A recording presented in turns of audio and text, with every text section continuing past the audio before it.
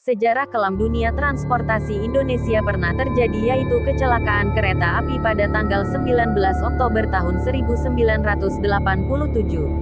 Kecelakaan yang mengenaskan itu terjadi di perlintasan kereta api Pondok Betung, Bintaro, Jakarta Selatan. Kecelakaan kereta api tersebut mengakibatkan 153 meninggal dan 300 lainnya luka parah, serta masih ada yang luka ringan. Peristiwa tersebut sekarang masih dikenal dengan sebutan tragedi Bintaro. Tragedi Bintaro sampai saat ini masih menyisakan luka yang sangat mendalam bagi keluarga korban serta kenangan pilu terutama bagi warga sekitar kejadian. Adapun kecelakaan itu terjadi karena K225 dengan rute Rangkas Bitung Jakarta bertabrakan dengan K220 rute Tanah Abang Merak. Menurut penuturan tim penyelamat dibantu warga, menuturkan kesulitan dalam mengevakuasi korban.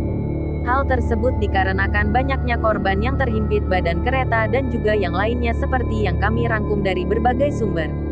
Kemudian dalam penyelamatan tersebut ada juga korban tragedi Bintaro yang ditemukan tubuhnya sudah tidak utuh lagi sehingga sangat sulit untuk dikenali. Di mana setelah kecelakaan tersebut TKP-nya menjadi bernuansa mistis serta horor sangat terasa. Beberapa kejadian paling mistis serta horor yang melanda dari tragedi Bintaro tersebut yaitu adanya penampakan hantu tanpa kepala yang diyakini oleh warga sekitar merupakan korban dari kecelakaan tragedi Bintaro tersebut yang meninggal karena kepalanya terpisah. Ada juga sumber menyatakan bahwa warga sekitar sering melihat anak kecil bermain di rel kereta pada malam hari.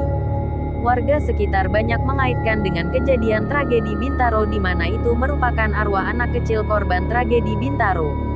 Menurut kesaksian warga sekitar tempat tragedi Bintaro, sering terdengar suara aneh diantaranya suara rintihan seperti meminta tolong setiap malam.